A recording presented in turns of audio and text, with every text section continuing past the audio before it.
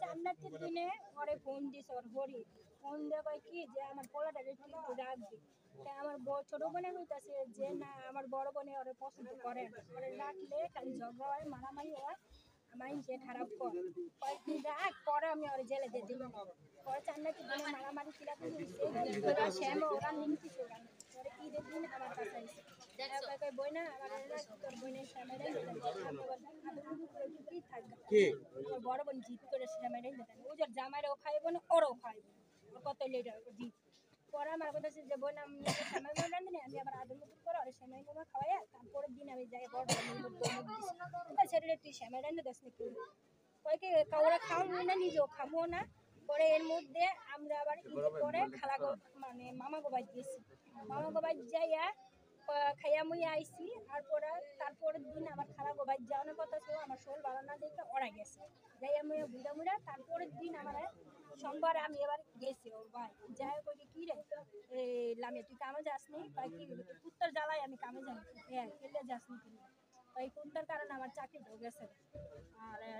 তোর বোনে এই কুত্তার লাগা আমার সংসারটা ভাঙিয়া যাবো তোর বোনের ছেড়ে দিয়ে আমি ওর সংসার করি আমি আবার ওরা কইছি যে তুই যে সংসার করবি তোরা তোমার আলাদা আমার বড় বড় কারণে তোরা মারতাছে কুত্তা গায় কি তুই যদি বড় বোনের না ছাড়বি তোরও মারমু তোর বড় বোনেরও কে বলছে এই কথা জামাইয়ের নাম কি আপনি কিভাবে জানলেন যে এটা আমার আবার আর খালাই সাবারে থাকে হে আবার মোবাইলের মধ্যে এমবি চালায় দেখে সবকিছু হে আমার কথা দেখা তো আশা আছে দেখো তোর বই নাকি এই যে আমি লাস্ট দেখলে এই দেখি আর গেলাম দিয়ে নাও সেই ভিডিও পাইলো কেন তারা এই বাড়িতে তিনজন থাকে আমার পাগল বইটা এই দেখছে যে একটু আগে মানে মোবাইলটা চালু দিছে চালু দেওয়া কয়েকটা দেই তো ভিডিওর মধ্যে ইটা ওর মোবাইল কি খোলা নাকি আমি আবার ফোনটা কইছি খালা ওর মোবাইলটা তো বন্ধ তুমি তো দেখো তো ওই তো ইমো মোমো চালায় তোমার লাগে তো খাতির আছে দিয়ে তো জিজ্ঞেস করা পরে যখন চালু দিয়ে দেখে যে এই অবস্থা পরে আমার লগে লগে ফোন তো দেখ তো তুমি যাই আর দেখ তো লাস্টটা কি তোর বই কইতে পারছিস বিচার চাই স্যার এটা বিচার চাই মানে কেউ নাই আমি এতি মানে এটা বিচার চাই কিছু না মোবাইল রাখার দীপ্তি টিভি রাতে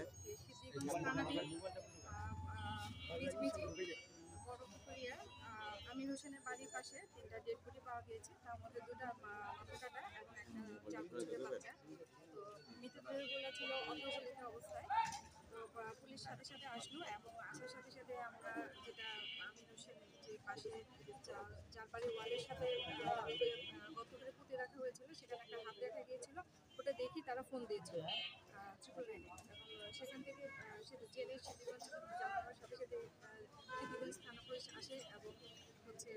ডেড বডিগুলো উদ্ধার করার পরে যেটা পাওয়া যায় যে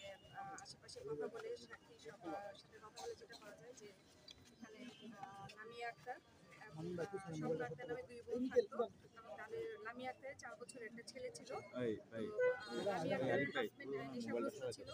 তার সাথে তার সম্পর্ক ভালো ছিল না রেগুলার তর্ক বিতর্ক এবং সে কোনো ইনকাম জন্য হতো না লামিয়া আক্তার চাকরি করতো তো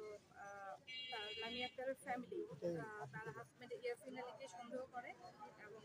বলে যে এই ঘটনা তাকে দিয়ে সম্ভব আমরা ইয়াসিন আলীকে আমরা গ্রেপ্তার করেছি সে সন্দেহজনক তাকে জিজ্ঞাসাবাদ চলছে এবং আইনানুগ যা ব্যবস্থা আছে সেটা প্রক্রিয়াধীন যেমন সে ইনকাম করতো না সে টাকার জন্য চাপ দিত তার থেকে টাকা নিতে চাইতো এবং সে মাদক ব্যবসা আমরা শুনেছি কিন্তু এটা এখনো আমরা যেহেতু জিজ্ঞাসাবাদ চলছে তো এটা আমি কনফার্ম করতে পারছি না কিন্তু আমরা আশেপাশে থেকে শুনেছি যে সে মাদক ব্যবসা গ্রেপ্তার করা হয়েছে মিচমিচি দক্ষিণপাড়া কলাবাগান থেকে পানি জিডি হয়নি সেটা আত্মীয় স্বজন এরকম ছিল না জিডি হয়নি যেটা হয়েছে যে যেখানে তাদেরকে বন্ধ করে পুঁতে রাখা হয়েছিল সেখানে একটা হাত দেখে সেই ওয়ালের সাথে যে বাড়ি সে আমির হোসেন উনি ফোন দিয়েছেন ফোন দিয়ে জানিয়েছেন।